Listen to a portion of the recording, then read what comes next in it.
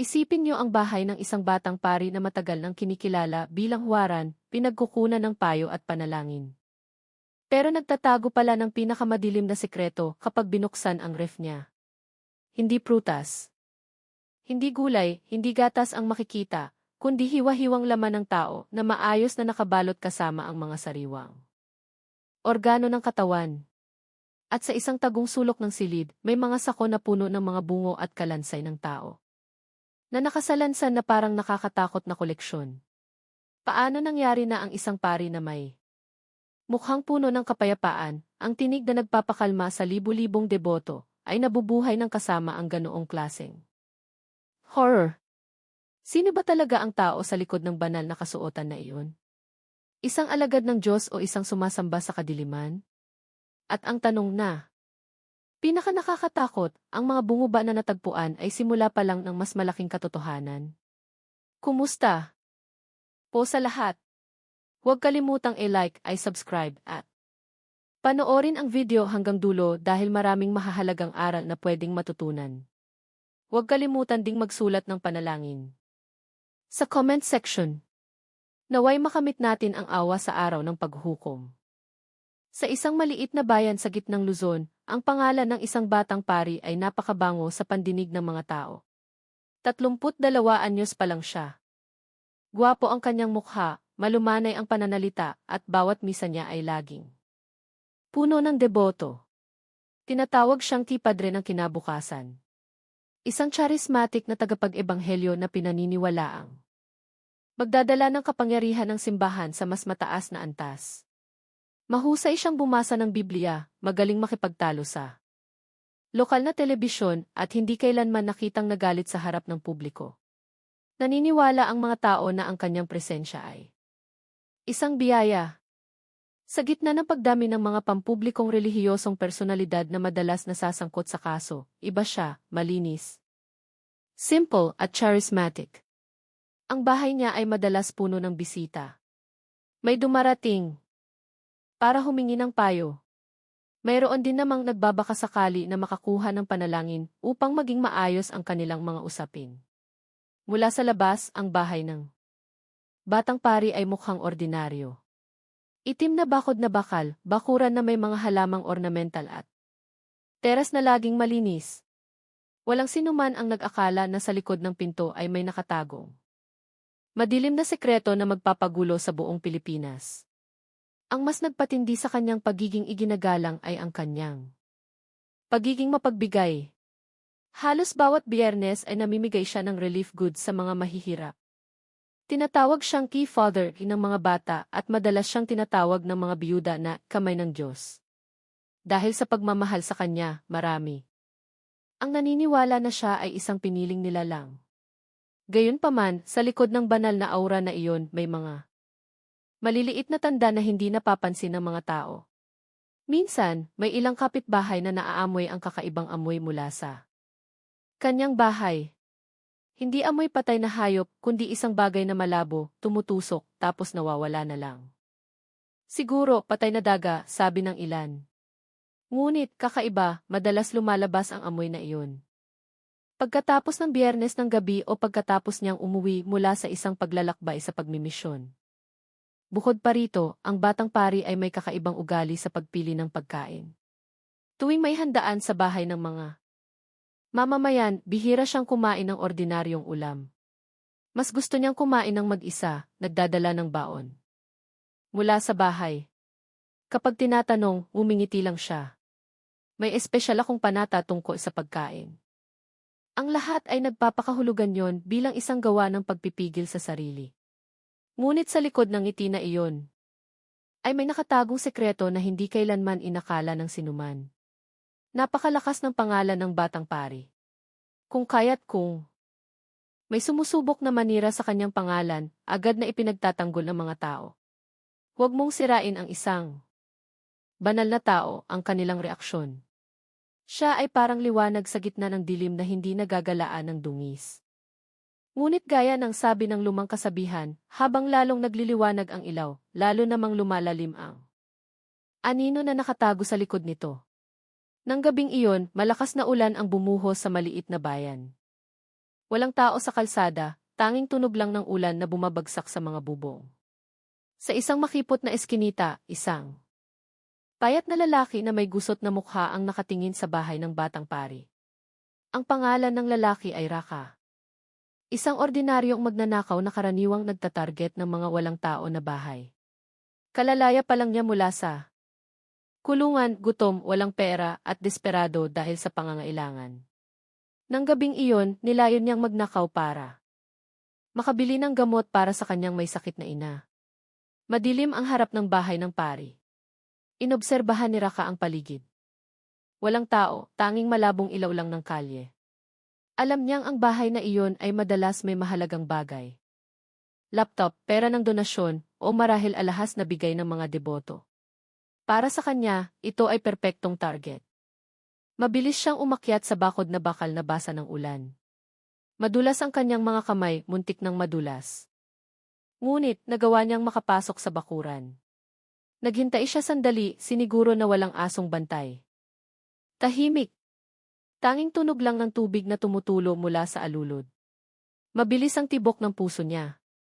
Lumapit siya sa likod na pinto ng bahay, sinubukan ang door knob. Nakalock. Gamit ang kalawangging screwdriver. Sinundot niya ang kahoy na frame. 5 minuto ng pagpupunyagi bago bumukas ang pinto na may mahinang kaluskos. Nanatabunan ng tunog ng ulan. Mumiti siya ng may kasiyahan at pumasok sa loob ng bahay. Sa loob, napakatahimik ng kapaligiran. Patay ang ilaw, tanging mahinang ilaw lang mula sa labas ang pumapasok sa pamamagitan ng bintana. Mahina ang amoy ng air freshener, ngunit nahaluan ng isang bagay na nagpakiliti sa kanyang ilong. Amoy baho. Akala niya, amoy patay na daga. Maingat na lumakad si Raka. Basa ang kanyang sapatos, nag-iwan ng baka sa sahig. Dadaan siya sa sala na puno ng mga religious books at magagandang kaligrapiya. Grabe ang bahay ng isang banal na tao, bulong niya sa isip. Ngunit, ang kanyang isip ay nakatuon lamang sa kayamanan. Pagkatapos, nagpunta siya sa kusina. Doon, may isang malaking silver na ref na kapansin-pansin. Ang likas na ugali ng magnanakaw ay nagpaisip sa kanya na ang mahahalagang bagay ay madalas nakatago sa kusina, cash, safety box o alahas. Mabilis niyang binuksan ang pinto ng ref, agad na nanlamig ang kanyang katawan, nanlaki ang kanyang mga mata. Sa loob ng ref ay hindi gatas, hindi gulay, hindi prutas, kundi hiwa-hiwang laman ng tao na nakabalot sa malinaw na plastik. Mayroong hugis braso, mayroong hiwa ng hita na may balat pa rin. Kahit sa pinakamababang shelf ay may isang transparent na lalagyan na may puso na nakababad sa pulang likido. Nanatili si Raka, humihingal. Malamig na pawis ang bumasa sa kanyang sentido. Bagaman napakalamig ng hangin sa gabi, sinubukan ng kanyang utak na tanggihan ang katotohanan iyon. Hindi ito tao. Ngunit, alam ng kanyang puso, alam ng kanyang instinct na hindi ito karne ng hayop kundi karne ng tao.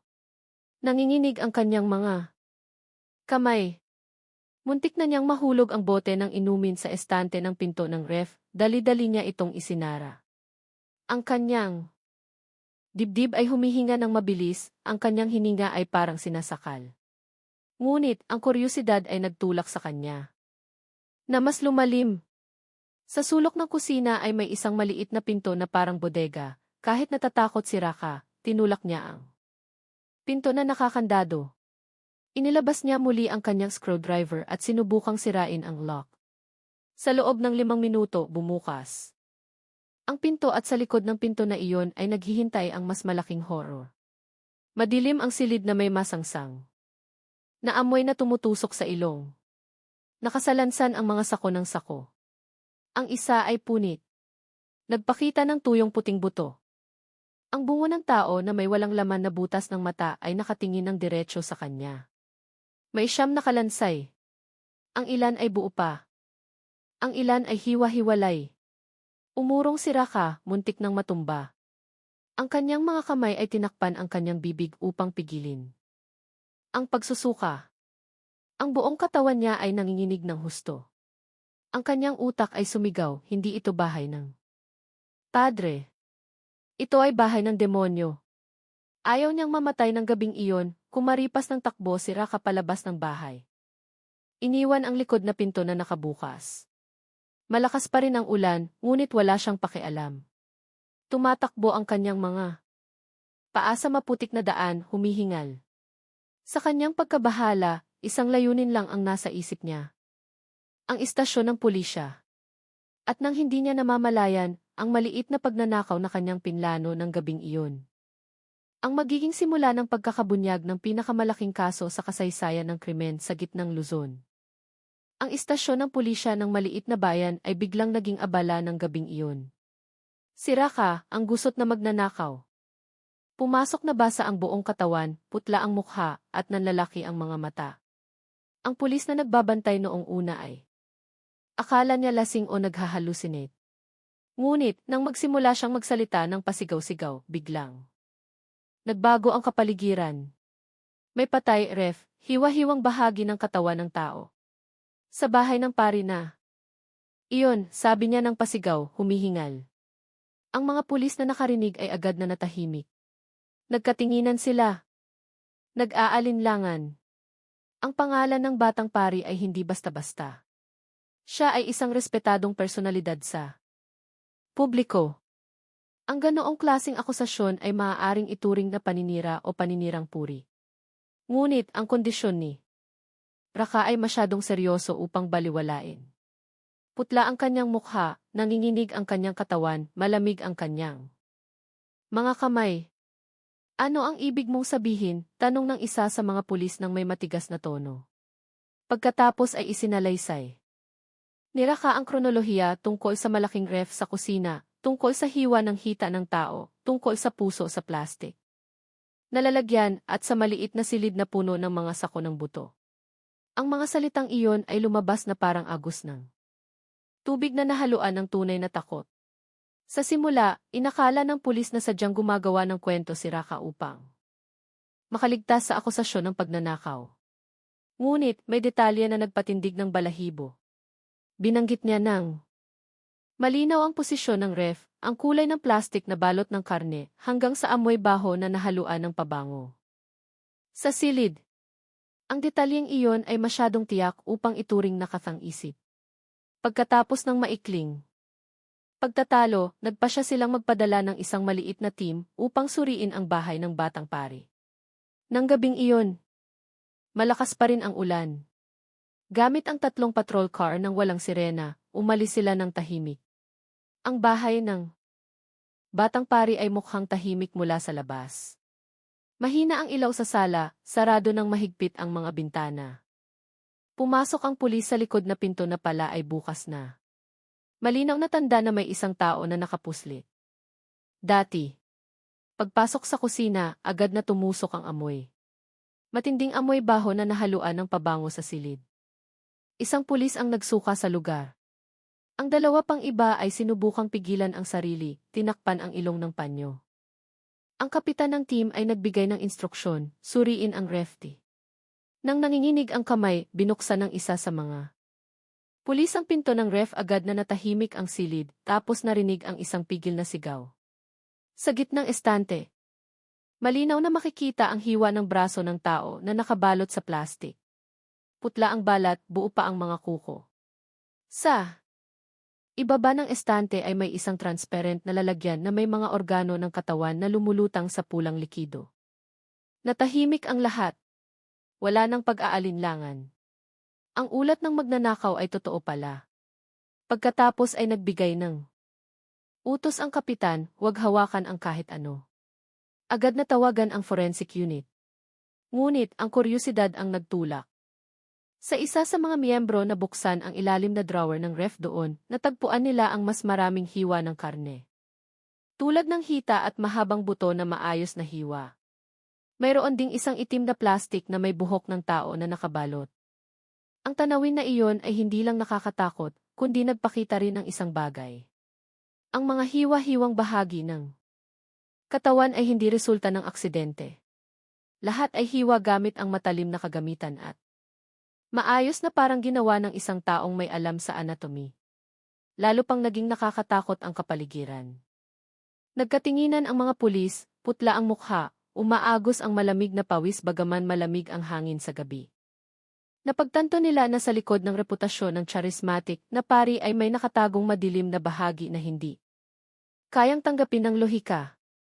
Matapos matagpuan ang nakakatakot na ref, ipinagpatuloy ng team ng pulisya ang pagsusuri sa buong bahay.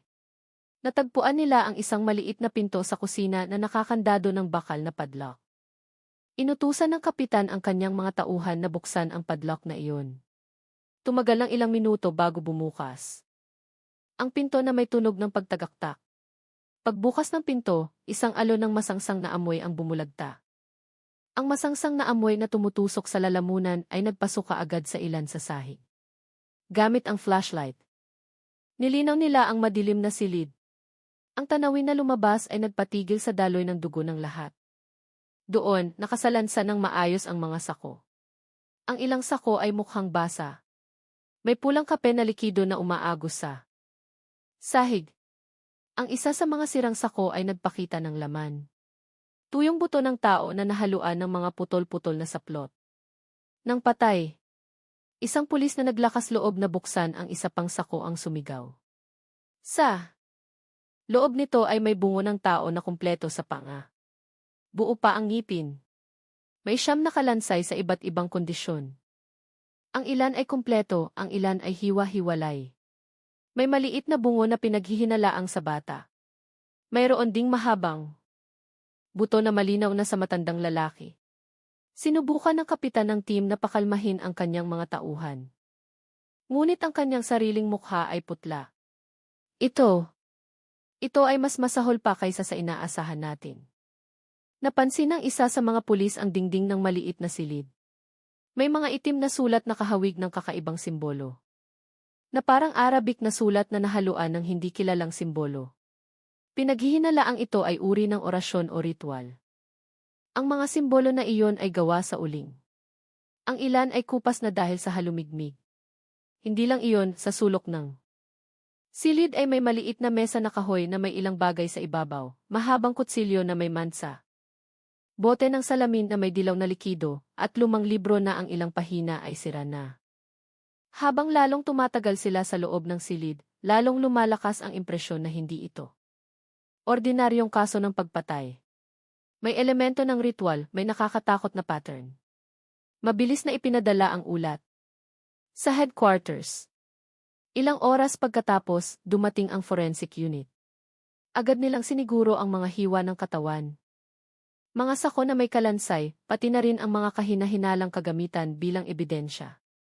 Opisyal na sinelyuhan ang bahay gamit ang police line. Ang balita ng pagkakadiskubre ng ref na may laman na tao at 9 na kalansay ay mabilis na kumalat ng tahimik sa mga otoridad. Ngunit, sinubukan nilang itago ang impormasyon upang hindi kumalat sa publiko bago matapos ang investigasyon. Alam nilang kung kumalat ang balita na ito, maaaring magkagulo ang maliit na bayan. Ngunit, isang malaking tanong ang bumabagabag sa lahat ng gabing iyon. Paano nangyari na ang isang batang pari na minamahal ng mga tao ay kayang magtago ng ganoong klaseng sekreto? Ang istasyon ng pulisya ng maliit na bayan sa madaling araw ay parang naging sentro ng mundo. Sa silid ng komandante, nakakakilabot ang kapaligiran. 3 senior na opisyal ang nakaupo sa paligid ng mesa na puno ng mga dokumento. Malungkot ang kanilang mga mukha, kunot ang kanilang mga noo. Sa harapan nila nakalatag ang paunang ulat mula sa patrol team na kakabalik lang. Mga hiwa ng katawan ng tao ang natagpuan sa ref, mga kalansay sa sako. Binasa ni Commander ng Police District, Jag Surya, ang ulat ng paulit-ulit na parang ang kanyang utak ay tumangging paniwalaan ang mga salitang malinaw na nakasulat sa papel. Paano nangyari na ang isang batang pari na kilala ng mga tao bilang Huwaran ay kayang magtago ng isang bagay na ganoon kasama? Baliw ito, bulong ni Surya. Habang humihinga ng malalim. Kung ito ay kumalat, hindi lang ang bayan na ito ang magkakagulo. Ang buong bansa ay maaaring magulat. Sa sulok ng silid, si Raka, ang gusot na magnanakaw na naging unang saksi, ay nakaupo. Na nanginginig ang katawan. Suot pa rin ang basang damit. Na-interrogate na siya ng ilang beses. Bawat salaysay niya, nanginginig ang kanyang boses, walang laman ang kanyang mga mata na parang may matinding trauma. Sigurado ka bang laman ng tao iyon? Tanong ng isa sa mga opisyal na sinusubukang kumpirmahin. Mabilis na tumango. Sira ka. Nakita ko mismo, sir. May puso, may buto na may balat. Hindi ako matalinong tao, pero alam ko na hindi. Iyon karne ng baka. Nagkatinginan ang mga pulis. Kumalat ang kilabot sa kanilang katawan. Pagkatapos ay tumayo si police chief, binatak ng malakas ang mesa. Sige, hindi tayo dapat padalos-dalos. Ito ay tungkol sa malaking pangalan ng isang tao na itinuturing na huwaran. Kailangan natin ng hindi matutukoy na ebidensya bago magpatuloy. Nang gabing iyon din, ipinadala ang forensic team upang secure ang lahat ng hiwa ng katawan, organo at kalansay. Ang mga ebidensya ay dinala sa laboratorio ng may mahigpit na pagbabantay. Hindi dapat magkaroon ng anumang paglabas ng impormasyon. Ngunit, bagaman ang lahat ay naganap ng ayon sa pamamaraan, hindi maiiwasan ang tensyon. Ilang pulis ang nagsimulang magbulungan. Naalala nila ang mga sermon ng pari. Ang kanyang tinig na nagpapakalma, ang kanyang mukha na payapa, mahirap isipin na ang parehong tao rin ang humihit-hit ng katawan ng tao at nagtatago nito sa ref sa labas ng istasyon ng pulisya, nagsisimula ng sumikat ang araw. Ngunit sa loob ng silid, lalo pang lumalalim ang kadiliman. Isang tanong ang ngayon ay nakabitin sa hangin. Ano ba talaga ang motibo ng lahat ng ito? Kinabukasan ng gabi, isang malaking desisyon ang ginawa. Matapos kumpirmahin ng forensic team na totoong ang mga hiwa ng katawan ng tao ang unang ebidensya. Nagpasya ang police chief na magsagawa ng opisyal na raid. Kailangan gawin ang operasyon na ito ng maingat. Hindi ordinaryong tao ang batang pari. May libo-libo siyang deboto na tapat at kung magkamali ng hakbang ang pulisya, maaari silang akusahan ng paglapastangan sa relihiyon o pagkakalat ng paninirang puri. Kaya naman, detalyado ang pagpaplano ng estratehiya. 2:00 ng madaling araw, 6 na sasakyan ng pulis ng walang sirena ang nagtungo sa bahay ng pari. Tahimik ang kalsada. Tanging tunog lang ng gulong na lumiligid sa basang aspalto. Mahinang ambon ang bumaba na nagdagdag sa nakakakilabot na kapaligiran. Madilim ang bahay ng pari. Tanging isang maliit na ilaw lang ang nakasindi sa terrace. Mula sa labas, ang bahay ay mukhang napakapayapa na parang bahay ng isang ordinaryong klerigo. Ngunit, alam ng mga pulis na sa likod ng pader na iyon ay may nakatagong horror.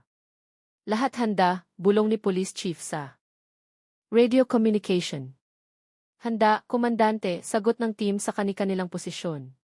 Sa pamamagitan ng senyas ng kamay. Kumilos sila, kinugkob ang harap na pinto, binantayan ang likod na pinto. 2 pulis na may kumpletong armas ang maihawak na bakal na martilyo. Sa isang malakas na hampas, bumagsak ang harap na pinto.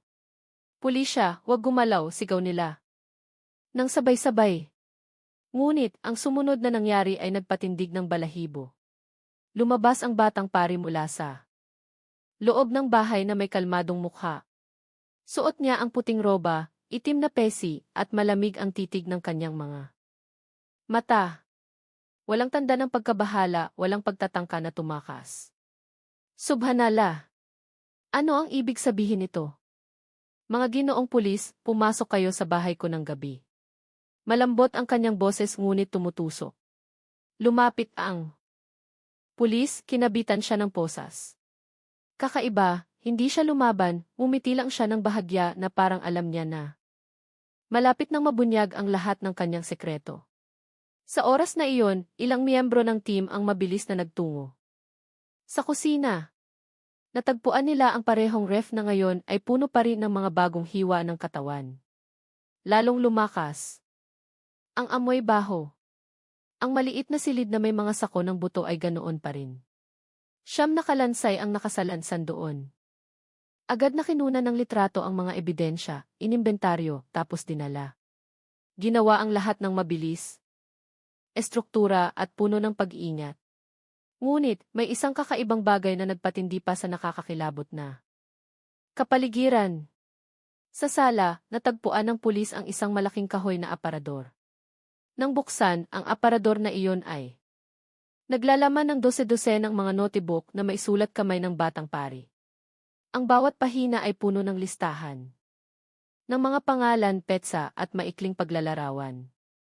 Kabilang dito ay nakasulat, babae, 27 anyos, libingan ng Simo. Kinuha noong Hulyo 12.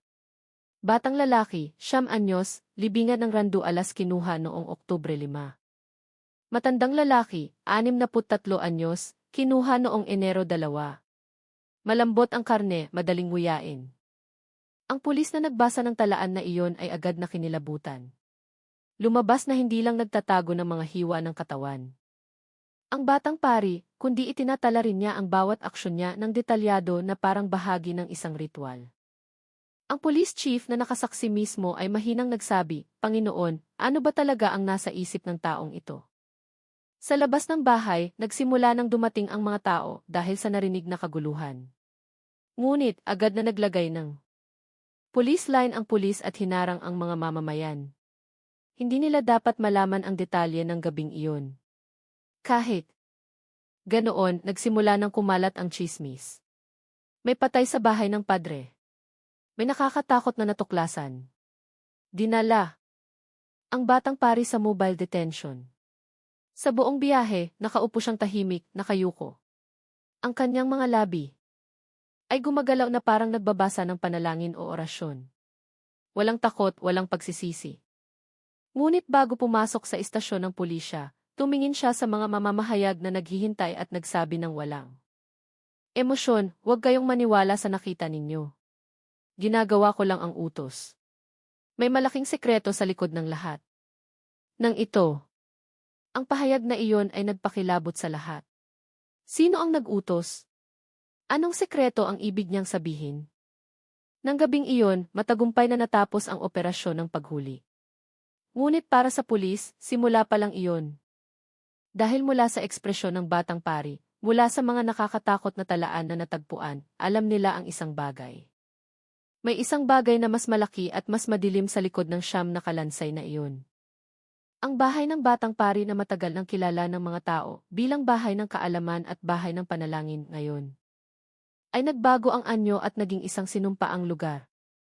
Matapos ang opisyal na raid, bawat sulok nito ay maingat na sinuri ng forensic team. Bawat silid ay nagtatago ng madilim na sorpresa. Sa sala, bukod sa aparador na puno ng mga talaan ng mga biktima, natagpuan ang isang malaking alpombra na may mansa hindi lang lupa o natapong kape, kundi mansa ng dugo. Sa kusina, ang ref na nagpagulo na ngayon ay sinuri ng mas detalyado.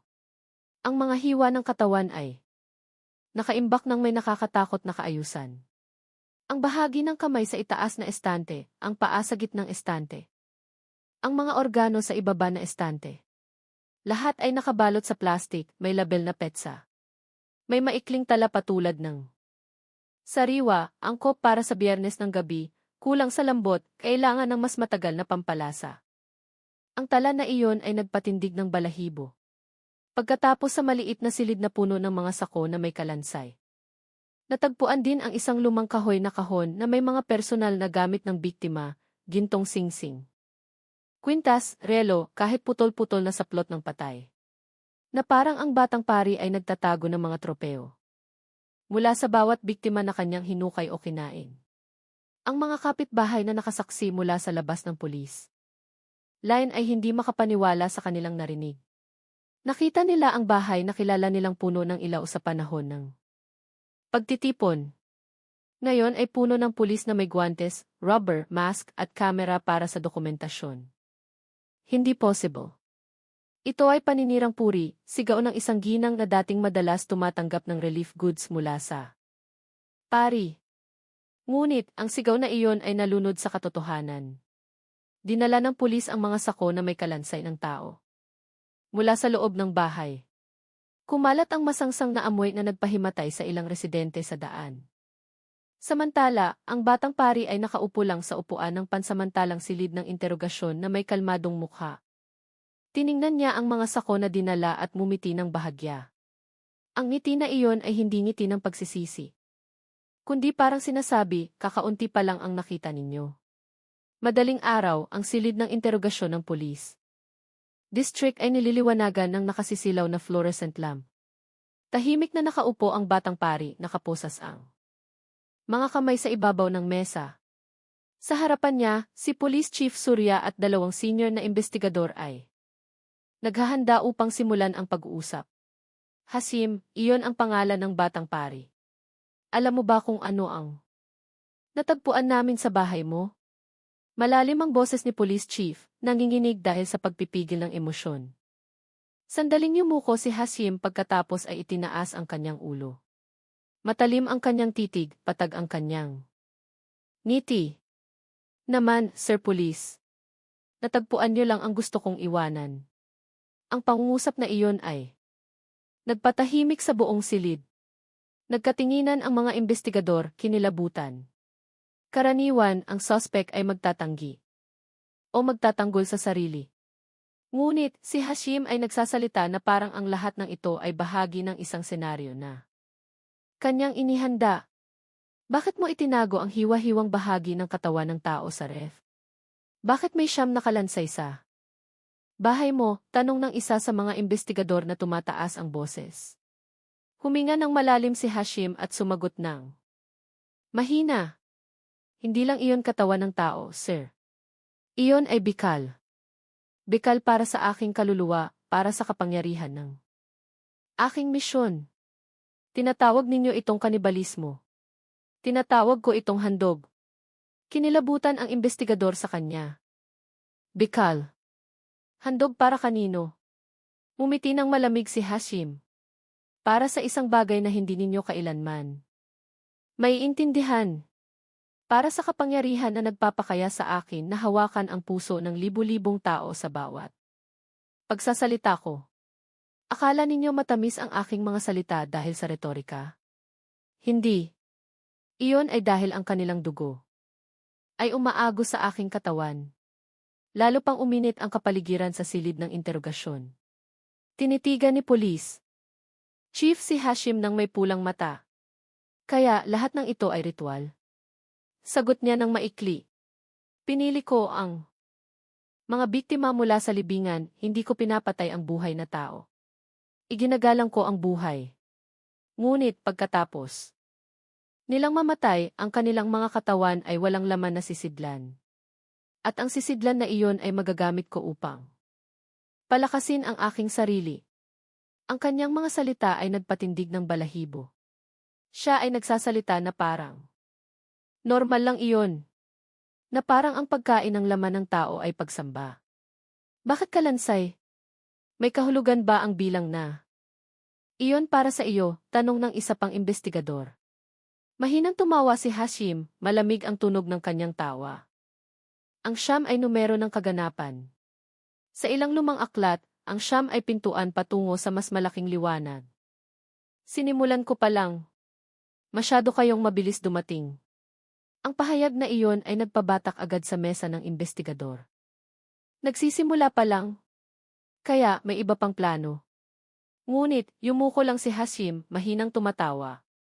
Hindi ako nag-iisa. Marami pang gumagawa ng parehong bagay. Ako ay isa lamang sa mga alagad. Akala ninyo nanalo na kayo? Hindi pa nga ninyo nabuksan ang unang pinto. Biglang naging masikip ang silid ng interogasyon. Ang mga salitang iyon ay parang laso na bumabaon sa balat, nagpaparamdam sa lahat sa loob ng silid ng takot. Ibig bang sabihin nito ay may mas malaking network o gawa-gawa lang ito ng isang psychopath? Pinukpok ng malakas ni Police Chief Surya. Ang mesa, sinusubukang putulin ang katahimikan. Sapat na. Bukas ng umaga dadalhin ka namin sa korte at ibubunyag namin ang lahat ng iyong mga talaan, lahat ng iyong mga sekreto. Ngunit bago dalhin palabas ng silid, tinitigan ni Hasim ng diretso si Police Chief. Matulis ang kanyang titig, mahina ang kanyang boses ngunit malinaw. Akala ninyo ang siyam na kalansay ay katapusan? Hindi, simula pa lang iyon. Mayroon pang hindi ninyo natutuklasan. At kapag Dumating ang panahon, kayong lahat ay makakasaksi ng isang bagay na hindi ninyo mapipigilan. Ang pahayag na iyon ay umalingaw sa ulo ng bawat investigador, mas malalim pa sa sigaw ng sinumang biktima. Nang gabing iyon, napagtanto nila na anuman ang kanilang kinakaharap ay hindi lang ordinaryong kaso ng krimen. Ito ay isang kadiliman na nahaluan sa pagitan ng tao at isang bagay na mas malalim, mas misteryoso, mas hindi maipaliwanag. At alam nilang ang interogasyon na iyon ay simula pa lang ng mahabang bangungot na malapit ng lamunin ang maliit na bayan na iyon at marahil ang buong bansa. Kinabukasan, ang balita ng pagkakadiskubre ng mga hiwa ng katawan at kalansay ng tao sa bahay ng isang batang pari ay kumalat na parang apoy na binuhusan ng gasolina. Bagaman sinubukan ng pulis na itago ang impormasyon, ang balita ay kumalat sa pamamagitan ng mga bulungan ng mga residente. Puno ng tao ang mga kalsada na gustong makita mismo. Ngunit ang mas nakakatakot ay ang resulta ng karagdagang investigasyon.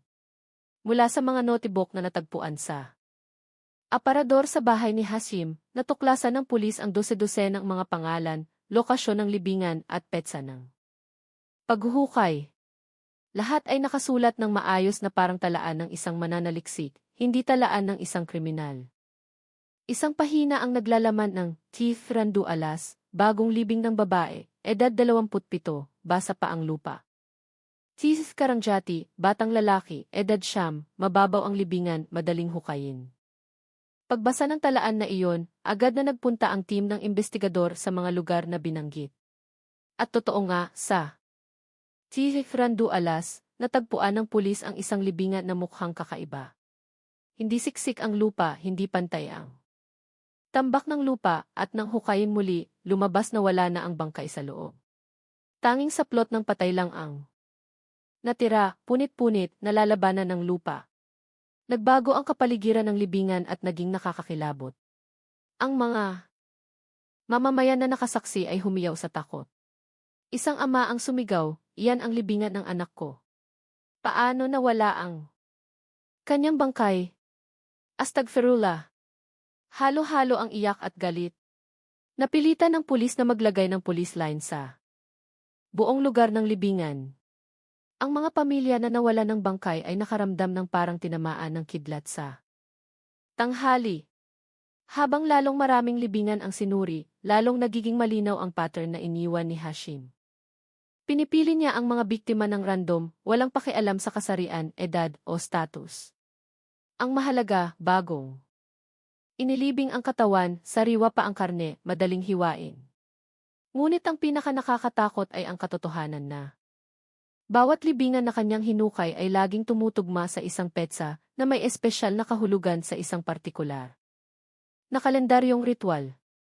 Biyernes kliwa ng gabi, suro ng gabi o kabilugan ng buwan. Ibig sabihin ang kanyang mga aksyon ay hindi lang dulot ng kakaibang pagnanasa, kundi bahagi ng isang ritual na kalkulasyon. Sinimulan ng media na bumaha ang lugar ng libingan, isinasahim papawid ng live ang iyak ng mga pamilya na nawalan ng bangkay. Lumabas ang mga balitang bombastic, kanibal na pari, hinukay ang libingan ng mga residente. Hindi pa tapos ang bangungot, natuklasan ng pulis ang bakas ng dose-dosenang nawawalang bangkay. Mula sa pulpito hanggang sa libingan, ang tagapangaral ay naging humukay ng kamatayan. Ang maliit na bayan na dating tahimik ay naging dagat ng takot. Ang mga tao ngayon ay nagbabantay sa libingan bawat gabi.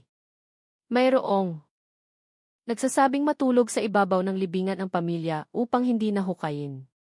Samantala, sa selda, tahimik na nakaupo si Hashim. Nang ipinaalam ng investigador na natagpuan nila ang mga libingan na hinukay. Ayon sa kanyang mga talaan, umiti lang siya. Sinabi ko na hindi ako nagsisinungaling. Sinusundan niyo lang ang bakas na iniwan ko. Ang kanyang titig ay puno ng misteryo. Na parang marami pang hindi nabunyag. Mula sa mga talaan na natagpuan, nagsimula ang pulis na maghinala sa pagkakaroon ng ritual sa likod ng lahat ng ginawa ni Hashim. Ngunit upang patunayan ito, tinawagan nila ang isang cultural anthropologist at isang senior pari na isa ring eksperto sa Sufi mysticism. Sama-sama nilang sinuri ang maliit na silid kung saan natagpuan ang siyam na kalansay. Ang mga itim na simbolo sa dingding ay nakakuha ng pansin. Ang hugis nito ay hindi lang Arabic na sulat, kundi halo ng sinaunang Javanese na simbolo, hindi kilalang sulat at bilog na linya. Hindi lang ito basta-basta sulat. Ito ay sinkretikong orasyon, sabi ng cultural anthropologist na may malalim na boses. Halo ng sinaunang Javanese. Black magic at elemento ng ritual ang pagtawag ng enerhiya na napakadelikado. Idinagdag ng senior pari na naroroon, ito ang tinatawag na maling daan. Maaari niyang gamitin ang relihiyosong simbolo upang itago ang ritual ng pagsamba sa Diyos-Diyosa na kanyang isinasagawa. Naway protektahan tayo ng Diyos mula sa paninirang puri. Na ito. Pagkatapos ay sinuri ng pulis ang mesa na kahoy sa silid na iyon. Ang lumang aklat na natagpuan ay pala ay naglalaman ng halo ng mga panalangin na binaluktot ang kahulugan. May pahina na nagsasabing ang dugo ay pintuan patungo sa liwanag. Ang laman ay nagpapalakas ng dila. Ang mga salitang iyon ay nagbigay ng pahiwatig kung bakit sinabi ni Hashim na kaya niyang magsalita ng nakakahumaling. Para sa kanya, ang kapangyarihan ng sermon ay hindi lang kaalaman, kundi resulta ng handog mula sa laman at dugo ng tao na kanyang kinakain. Sa karagdagang interogasyon, tinanong ito ng pulis. Sumagot si Hashim ng mahina ngunit puno ng paniniwala. Akala ninyo nakikinig ang mga tao sa akin dahil gwapo ako o matalino? Hindi. Nakikinig sila sa akin dahil may kapangyarihan na umaagos sa aking boses. Iyon ang resulta ng ritual. Iyon ang resulta ng sakripisyo. Bawat ninunguya ko ang kanilang laman, nagiging matalim ang aking dila. Ang aking mga salita ay tumatago sa puso. Ang pahayag na iyon ay nagpatindig ng balahibo sa mga investigador. Sa isang banda, malinaw na siya ay isang psychopath. Ngunit sa kabilang banda, mahirap baliwalain ang katotohanan na libu-libong tao ang talagang nabihag ng kanyang mga sermon.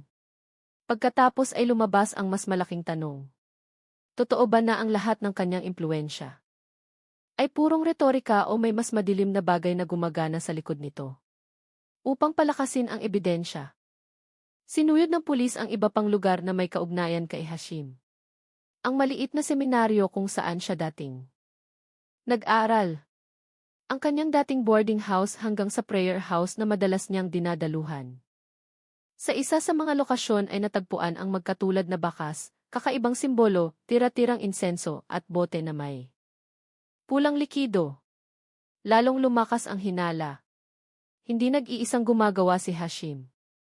Mayroong isang network o hindi bababa sa isang guro na nagmana ng ritual na ito sa kanya. Sa likod ng mga rehas, lalong naging misteryo si Hashim. Bawat tanong tungkol sa kanyang guro, umiti lang siya ng bahagya. Malalaman niyo rin. Lahat ay nakatakda na. Ang pahayag na iyon ay nag-iwan ng takot. Nag-aalala ang pulis na may mas malaking grupo. Maaaring naglalakad pa rin, handang ipagpatuloy ang ritual kung pipigilan si Hashim.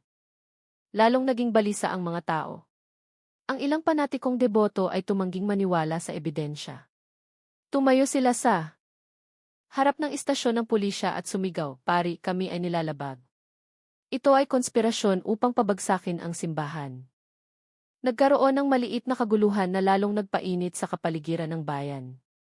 Ngunit, sa likod ng lahat ng gulo na iyon, isang bagay ang malinaw, na bunyag na ang misteryo ng madilim na ritual ni Hashim. Hindi lang siya kanibal. Hindi lang siya humukay ng libingan. Siya ay isang tao na ginamit ang kamatayan bilang panggatong upang bumuo ng isang peking karisma.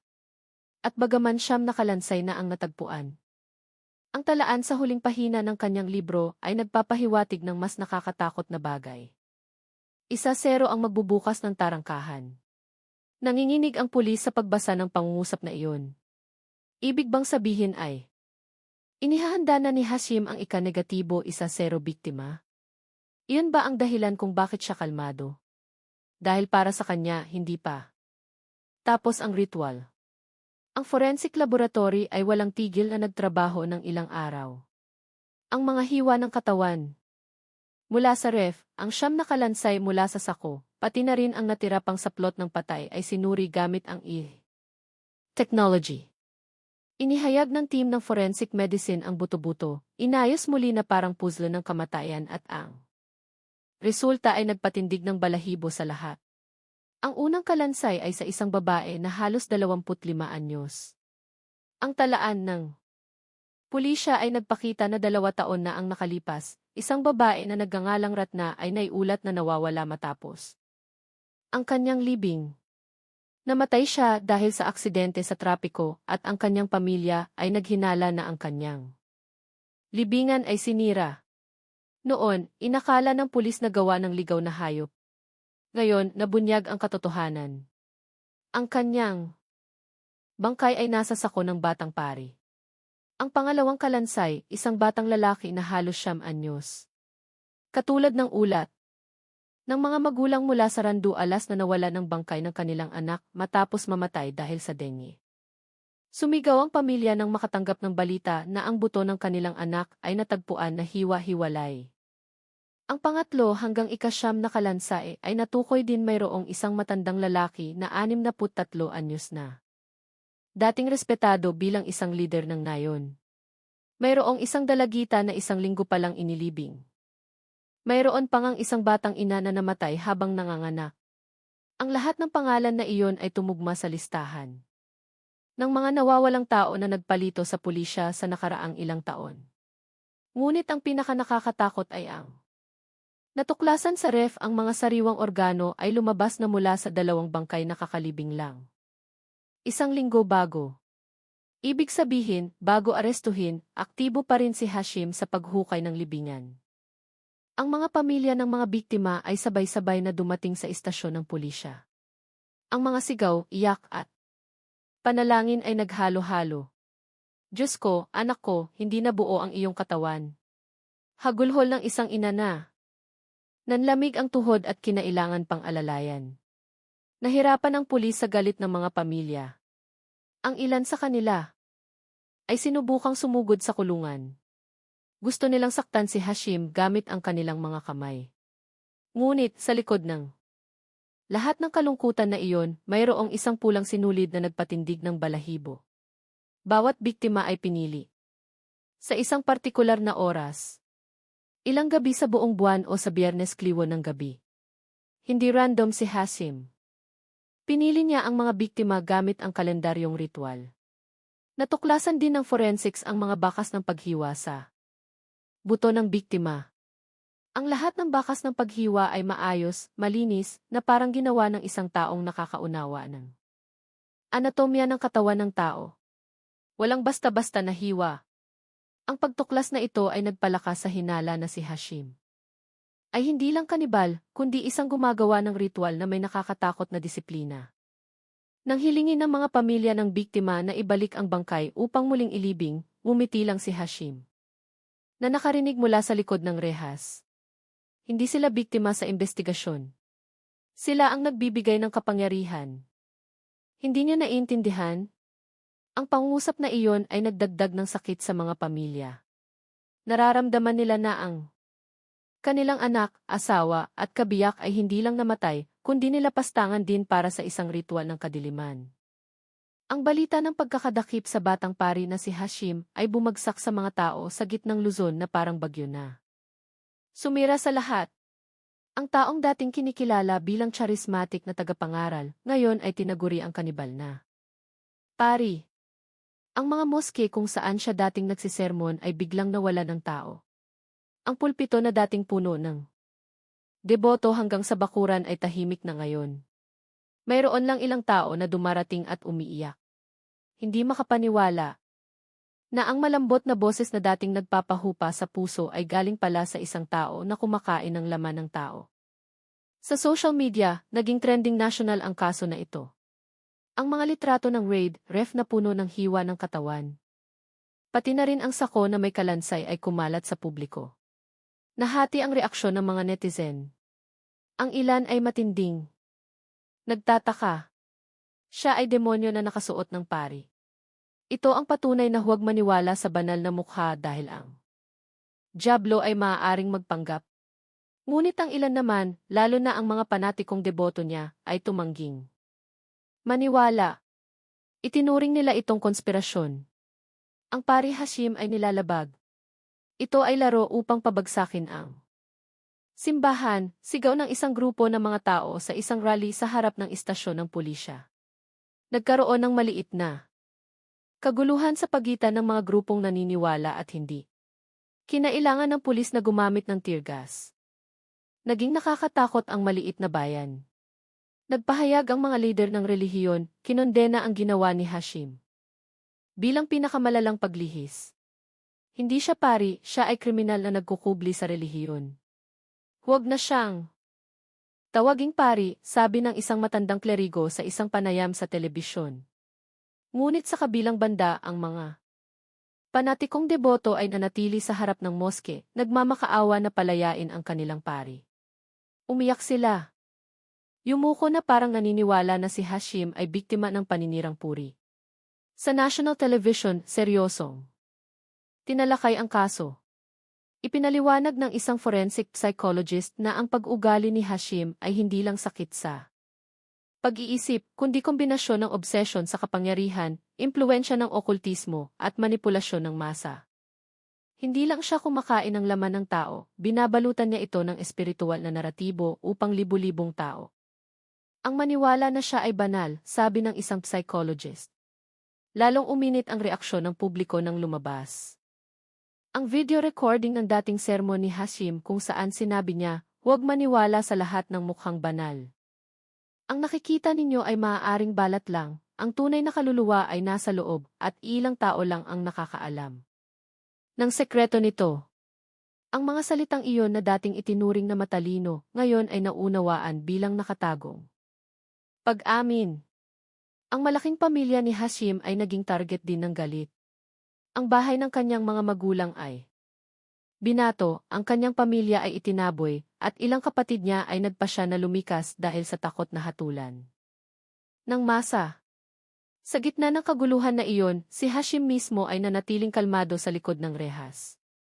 Nang sinubukan ng mga mamamahayag na kapanayamin, sinabi lang niya ng maikli, huwag ninyo akong sisihin.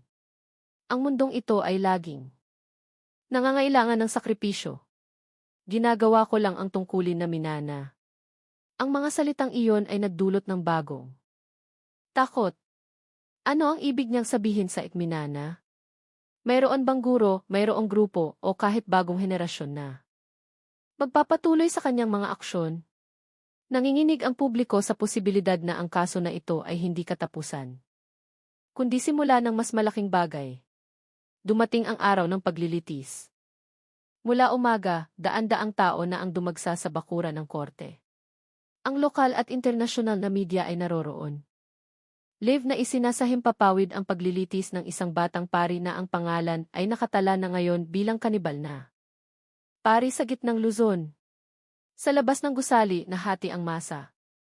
Ang ilan ay sumigaw sa galit, humihingi ng parusang kamatayan. Mayroon silang dalang poster na may nakasulat na ikatarungan para sa mga biktima at ipantay na parusa para sa demonyong nakasuot ng pari.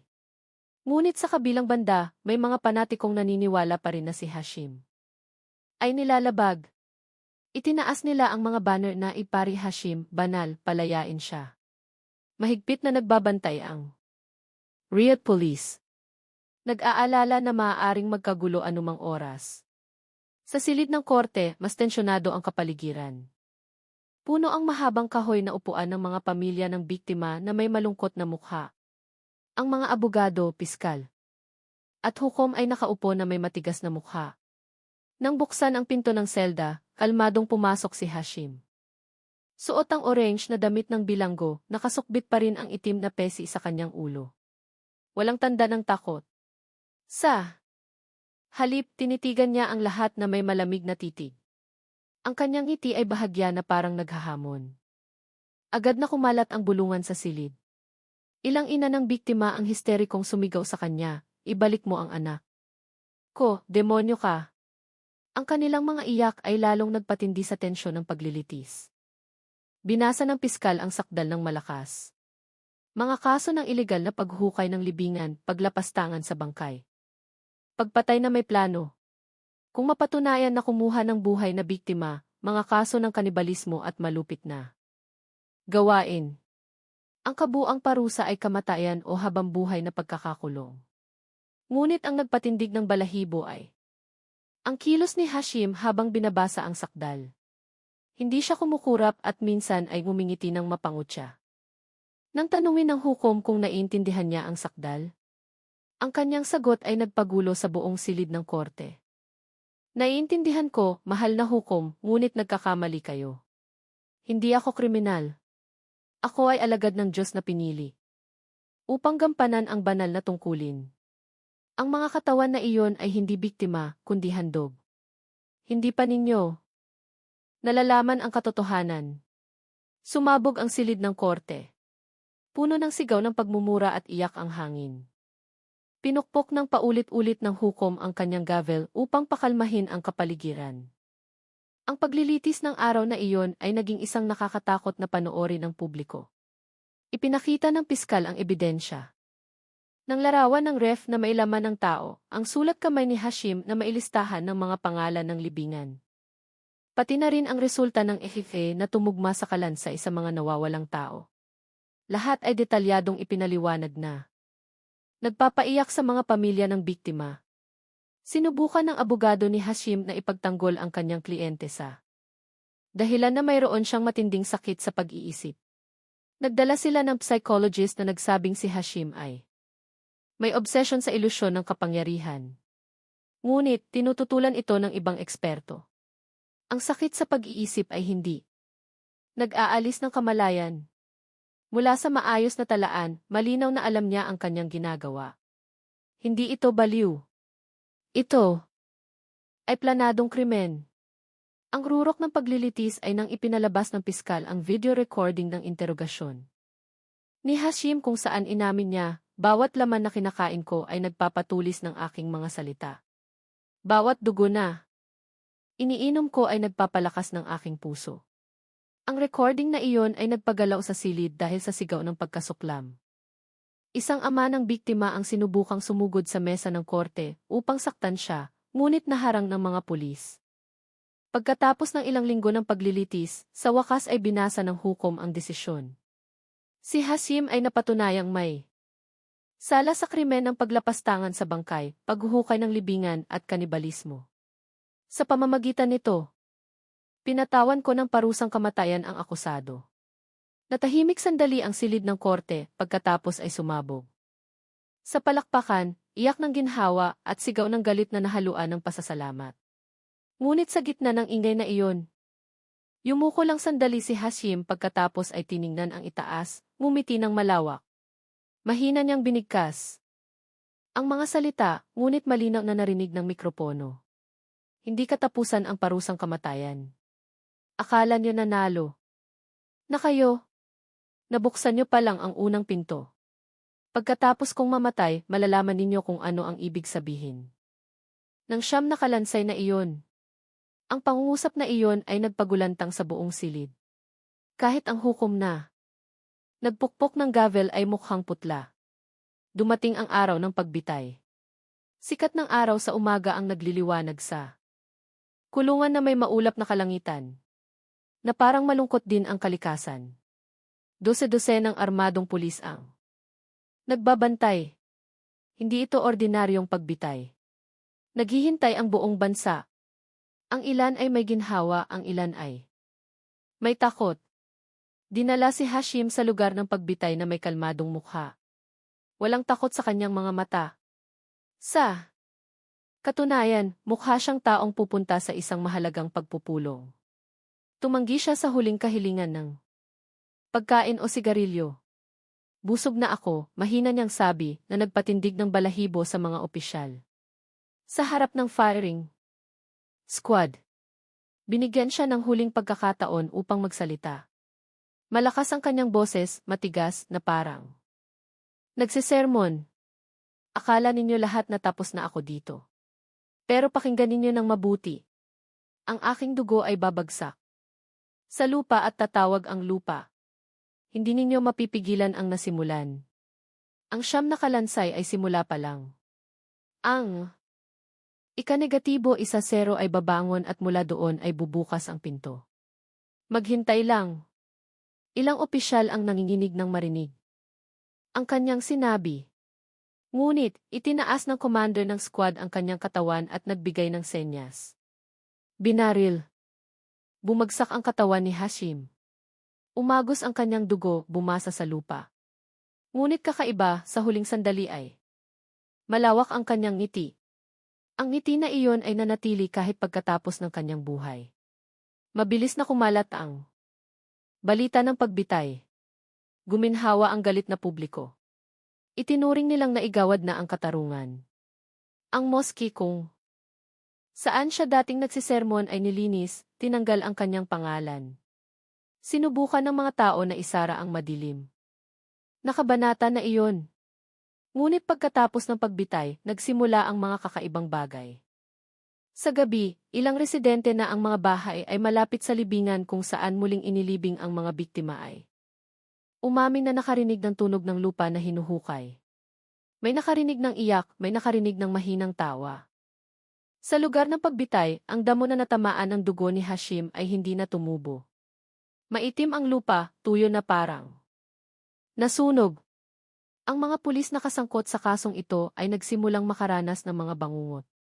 Si Police Chief Surya ay nanaginip na binisita siya ni Hashim at nagsabi, tinupad ko na ang aking pangako, hindi ka pa handa para sa susunod. Ang panaginip na iyon ay napakatotoo kaya siya ay nagising na malamig ang pawis. Samantala, mula sa huling dokumento ni Hashim na hindi pa nabubuksan, natagpuan ang malabong sulat na may pulang tinta.